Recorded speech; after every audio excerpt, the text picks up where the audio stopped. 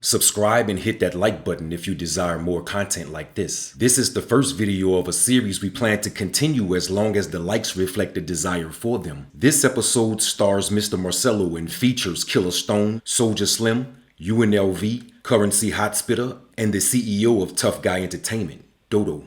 Enjoy. Ain't too many that can live long as me. I've been strong as me and eat in those streets. I'm the definition of a real OG. I'm talking on them streets and on them beats. Mr. Marcelo, aka OG Celo, aka Jet Life General Celo, is a Magnolia Project native who adopted the name from the New Orleans mobster Carlos Marcelo as his rap moniker in the 1990s during the start of the N.O.'s hip-hop takeover. From being raised and sharing Central City with some of the world's most notable and notorious figures to charting on billboards with the world's biggest rap record label, No Limit Records. When the feds was after me, I was with Master P. Fugitive on the run. When the record went gold, I was in the projects, walking around with my gun. He's Jet Life General Celo due to the weight he carries for the label. He's OG Celo due to being active but surviving the same N.O. streets as those who respect him for it. Man, Celo got our label popping on Brick Living Entertainment, you know what I'm saying? OG Celo, that's OG, man. Marcelo, he never gonna disattach himself. Marcelo go anywhere he want in the city. He damn near like Drew Brees down there. Celo like an anchor, you know what I'm saying? He gonna hold it down, you know what I'm saying? No matter what it is, he gonna hold it down. Been the streets, rap, whatever it is, you know what I'm saying? He gonna hold it down like an anchor. They respectively put the name OG on there.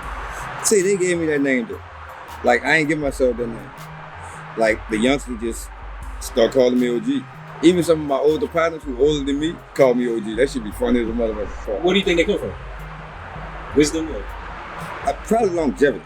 Like, cause I always talk to them to do about, you know, last. Like, lasting is a motherfucker. And they know how hard it is for a motherfucker to last down here and they understand, like, kind of the things that I've been through and shit like that. Gotcha. Second line, man, for Soulja Slim. Little like this. Yeah, it's a t-shirt. The kind of who Slim was gonna Look at them say, shirts, man. That's how we rockin', man. But like on Willow Street, like all of us grew up as like a family. Wild Willow, like you probably hear Slim talk a lot about it. Like a lot of us talk a lot about it, but like that's where all us grew up at. Like. Oh yeah, it's where Slim from too, Soulja Slim. And Marcelo, them niggas running this. I was 2810 Willow. Levy was across the street. Magnolia Chop was across the coast from me. You know, Wack them used to come through there. Like Levy come up under me. Like Levy used to be, I made a football team in the project and Levy played on the football team. But Levy mama saved my life. Oh, definitely, yeah. Like on some street shit. Like, it was a situation where like I was in the project and she saw some shit before I saw it. And gave me a heads up on it and let me come in the house. Jumped off the porch when I was 13. First I got a 38, then the triple beam. In my cold weight, Ed there murder scene. The only beef these niggas won't come from Burger King.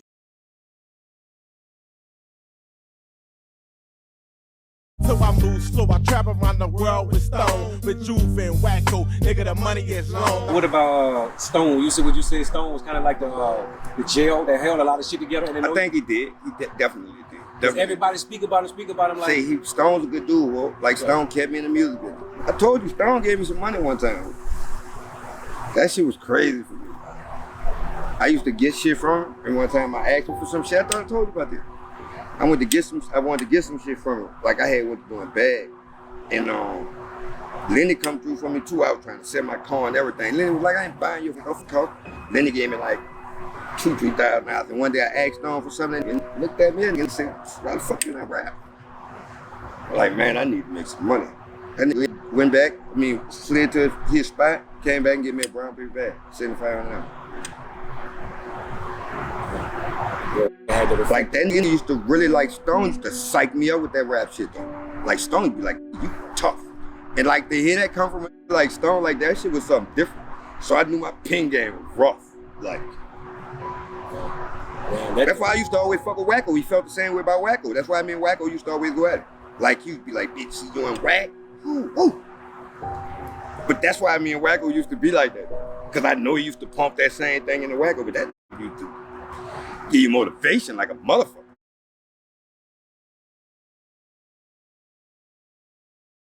Nigga, got so big, real boot up, bitch. Alright, where they at? In the turd, get the gas, say, ha. Yo, that shit ain't funny, dog. Oh, you better have my money. Kel tell you a story about, I got the picture, actually. Kel tell you a story about when Slim first rapped in the project. When he gets Slim the mic, Slim laying it down, nobody don't know who he is and all that kind of shit.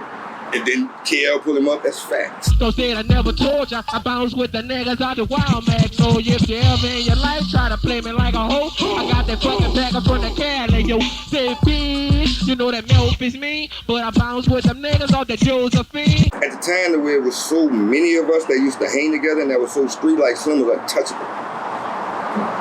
Slim was the definition to show a lot of niggas like anybody can get it. At the time, it was the Magnolia and the Calio and 8 Wall, like it was so many motherfuckers that was around Slim like real streets. And these niggas was on another level. I'm not talking about on another level on some street shit because niggas was getting money and all that kind of shit, but them dudes really was supporting Slim. So shit was starting to look different in the city. So to hear that shit happen, like me and Spitter was right around the corner buying tennis. You got the call? We right up the street from there now. There used to be a Foot Locker or something. Me and Spitter there buying tennis. Because somebody called Spitter for it. And we shot we were right around the corner. So we actually pulled up on the scenes. That shit was different. And to see the effect that it took on the city, it was because it hit so many motherfucking places. See, motherfuckers talk about Soulja Slim and you blow off alarms everywhere. 9th Wall, 7th Wall, 6th Wall, 5th Wall, Uptown, cross the river, because he had with him that was everywhere. And all them dudes were supporting him like that. Even like, him and BG, like that's, man, it was all kind of motherfuckers that Slim had behind him. Like, a nigga had some niggas, like, as in money, and niggas had money. It was just a thing of putting things in order. But that shit was about to be different. Like, it wasn't no question of what Slim was about to do. Period. So that shit hit everybody like, man, what the f? Because at the time, Slim loved Shorty to death. Like, what was your name? Spitter. What? Love Spitter, right? So, he wanted to off with it.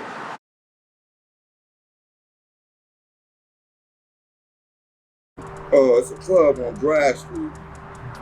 Newton's. We had no business in that. U.N.L.V. rap, me and Slim rap. Man, we had to be 15. We weren't supposed to be in there. 15 years old, we was in the nightclub. It's Newton's. It's around 6 in Barone when U.N.L.V. was popping. All right. Get them like a juvenile, RTT, sucker, just a gang, second plan out that third motherfucker. Straight out the third, that's a New Orleans. So let me tell you what the fuck U.N.L.V. means. I want to say probably U.N.L.V. had probably just got, this probably when U.N.L.V. was selling, when they were selling shit out the trunk. See, I'm gonna tell you something else though, right? Let me tell you one thing about U.N.L.V. but them don't get their credit at, right? U.N.L.V. showed us that street niggas that can still be around can make it. Like, they created that era for us. On the corner, a 6 in Barone, with a 40 in my hand and about to get on. I got my dope stand and a check on my side for them joking ass niggas that be doing drive-by. Motherfuckers could really bump U.N.L.V. shit and go past on 6 in Barone, and dudes used to be out there. Same porches where they was taking the pictures at, yeah, they out there. You go on the ramp, you pass through the mouth, dudes out there. So, like, that was the motivation for me. Like, them dudes motivated me. I always tell Fed that. Because they showed me as a street motherfucker, like, I could go rap and then come back to my block. See, motherfuckers just thought you go rap and you go off, you gone. So they showed the growth, the process of the shit. Like, the shit don't happen that fast. But you look good with it. And it gradually grows because you went from seeing them sitting on the corner, now them niggas got jewelry on. Now all them cars parked in front there. Shit went to get different. Now they don't stay around there no more. They're pulling up around there, but they just hanging. So we got to watch them dudes grow, so you got to watch them develop over the times. So they showed you, oh, this rap shit work. Niggas like, oh yeah, hold on, these niggas really getting to, hold on, we about to start fucking rap. Nigga, that's fucked up. When Cash Money took off, what do you think happened that U.N.L.V. and a bunch of them didn't take off over? No idea. Like I never understood what happened to U.N.L.V. and Big and Cash Money. That shit used to be that shit was perfect fit. Maybe because they were trying to change the sound of the nation. I don't believe that. No. They took a nation, right? I mean, you thinking right? Yeah, you thinking you what you saying? When people say that, you saying U.N.L.V. couldn't go nation. Bullshit. Come on, bro. You heard BG on record with the dudes and all kind of. So Cash Money could have developed any fucking sound they wanted. They ain't got to go nowhere else. Like out and where did the sound change at? They still was with that gangster street shit. Raised up without my daddy cause he left me in 84. And I was too hard for my mama to deal with me, so I slung all night and slept all day. Can't figure out how I turned out that way. So I don't think it was that. I don't think it was that. I definitely don't think it was them trying to change no sound. Man, listen, like, we here. What the fuck we gonna change the sound for? We winning with this. So I'm gonna change it because to me it didn't change. Cause what you saying, like, as in because the biggest record was what, Back That Ass Up? I mean, I don't see too much. I'm just saying, as in, what the fuck changed? That's what I mean. That ain't doing no. That's up there. You ain't gotta change. You gonna shove this shit down your throat till you get it. And you got money. Nah, you don't do that. And you understand that you created your own sound. Like nobody was really doing that shit before them dudes start doing that. As in Cash Money. Like nobody wasn't creating those kind of sounds. So you think ain't no change?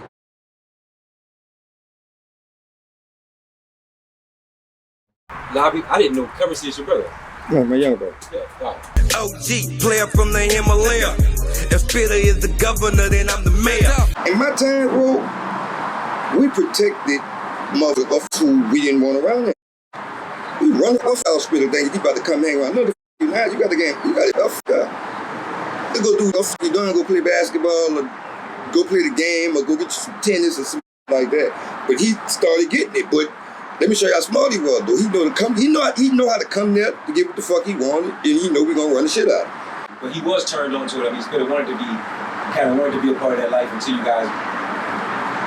I don't think motherfuckers won't be a part of it. It's about you'll be around people who already a part of it, and they just take you under their wing instead of pushing your motherfuckers out the way because you could be doing something different. So that shit could have went either way. Yes. But like in my time, like the OGs protected us. Before I got in the streets, I got pushed out so many times. My OGs ain't want me in the streets. They saw more from me, right? I forced my way in. So when it came to somebody like my little brother, I'm like, boy, you this, no. And it ain't got nothing to do with it being for you, because a motherfucker could turn a cat to a dog in the streets. Easily. He'll switch it up. He get a body, he different. He shoot that gun, he different. So it ain't no such thing as who a gangster. Anybody can be a gangster doing the wrong thing and at the wrong time, around the wrong people. And you're gonna change it. Especially if he's young. Cause he go off influences. Once you older, you don't give a fuck with people.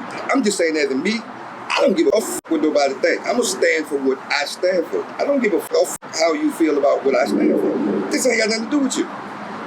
So at the end of the day, I could walk away from a problem. I'm as real as it gets, period. Celo, I take this OG shit serious. If you fucking with me, I'm a certified hustler. So either we gon' win or you gon' learn a little something. When motherfuckers gave me the OG name, I start saying I'ma handle things different. I'ma do things different, right? So it's a lot of shit I had to clean up within myself. Music-wise, after motherfuckers started calling me OG, one time I went on the road with Spitting and we chopping it, right? Because I was like, I ain't fucking with this music shit. I'm like, what you want me to do? I'd be a manager, point me in the direction and tell me what you need me to do, right? Like, you tripping. You still got game to give. That nigga say Snoop still rapping. That's when I started the OG Love That OG series. I'm always hands-on with young, like, You know what I'm saying? We always speak more on business than we speak on anything.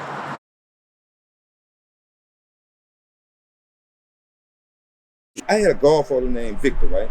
We used to call him Victor Newman. He got that name from the story, right? But the name was Victor Simon. So he got a lawsuit, and him and Dodo was tight. So Dodo wanted to do a record company. Me and Dodo met in the penitentiary. So when Victor got out of jail, he thought he was introducing me to Dodo, but he really wasn't. Me and Dodo kind of knew each other. And niggas used to always be saying, like, a lot of my partners used to be like, that's a snake, man. You gotta watch it. Like, I'm a snake too. That's the brain I won't be around. I know when the snake I know when that nigga gonna bite. As soon as he starts sissing, I know what's happening. But I'd rather be around that kind of. I'd rather be around a motherfucker who ain't gonna cut no corners. I mean, that dude ain't never had an argument, ever. Like, that was my best friend. Man, who Dodo? Nigga, I'm Dodo. Top guys, ENT CEO. Said, bro, y'all better know. We roll deep in that motherfucking yo. When Dodo got killed, it fucked me up. We in the middle of getting a fucking deal with Def Jam, and that shit pop off. Like this, the weekend before I go on tour. A lot of motherfuckers saying, "Say Tank did it, right? Tank, everybody think Tank got the St. Bernard. Tank ain't no motherfucking St. Bernard. Tank come up with us. I know him. But this was everybody screaming, right? So what happens is sometimes they'll give you a charge, and this happened to me before. Like, it gave me a charge, and I was like, who the fuck I'm supposed to go tell I ain't do it? Like, you can't expect no gangster to come, call no nigga and be like, oh, I ain't do that. Because it's not like you running up to him asking him, did you do it? The biggest thing that happened, I'm gonna tell you some real shit, right? This is some real shit, right? So I pull in Popeyes one day, right? And like, I'm fucked up because I'm like, I knew me and Tank had a hell of a relationship. Like, cool. Okay, so you mentioned them. So they could be more orientated on Tank. That sounds like a big thing, but Tank was a little dude, raised in the Magnolia, moved downtown to the St. Bernard, had a reputation. So they were saying that he killed Dodo, right? But I knew him. Like, I'm like, I ain't got no reason to fuck with Dodo like that. Like, why? So I pull into Popeyes on Airhole. Tank there. Stand outside smoking a cigarette. Swing around, I'm with a bro, come out on the other side. That bitch see me. So he walked through. I walk around the other side. He go through the door and he come out on the other side. I walk all the way around. So I walk around and go to him. I'm like, what's up? He's like, what's up, bitch? Like, we have a different kind of relationship because I know him, right? He with the shit, and both of us clearly know both of us have it on, right? And he know I feel some kind of way because this is like my best friend. I'm like, what's up, bitch? I'm like, what's up, bitch? Like, say, bitch, you know I ain't do that. But if that's what they said, then that's what it is. I said, you know what? I knew he ain't do it. We ain't never had to have no conversation about that shit no more. I know he ain't do it. I understood that he was saying, like, bitch, if you give me a charge, nigga ain't never asked me nothing about it. If a real nigga shit come ask me about it. You fuck with me like that. And by right, like, I was like, you know what the bad thing is? I should have called this and asked him. I should have called him and say, well, fuck what everybody talking about. What's up with this? Because you gangster enough to say, bitch, I did that, whatever it is, it's gonna be. But I ain't even do that. So, like I always say, anything that come with me, like, I gotta take 50% of the lick. Anything that you get fucked up with, like, you gotta take 50% of the lick because some kind of way you put yourself in that position. So that's why it's so hard for me to be mad at another motherfucker, because I gotta be mad at me. I gotta get over that first. That's why I was able to have a conversation with him. That's why I ain't, like, I wouldn't walk up on that dude shooting. I know him. No, I know he with this shit the same way I'm with this shit, right? And I can guarantee you, like, if it had came to that, both of us would have been able to walk away and say, bitch, you know what it is when we see each other. We all right, we don't give each other this pass right now. And a nigga would have had to respect that because, like, as in, you don't want no, I ain't never want no that bad to where I'm gonna put myself in a fucked up predicament. it'll get to situations to where it's like that, but you gotta think about your future. Like, I ain't willing to bury myself for no. That's not about to happen. Like, we gonna figure some other kind of shit out. I'm gonna deal with you, but I ain't about to bury myself for you. No, I ain't about to X me and you out. That shit don't make no sense to me. Like, niggas may say that, like, I'm willing to, nah. Now, I'm willing to die behind my respect, right? But I'm not going into no fight knowing that both of us about to draw and both of us about to shoot. That don't make no sense. I'll holler at you another time. I'm gonna figure some other kind of way to deal with this shit.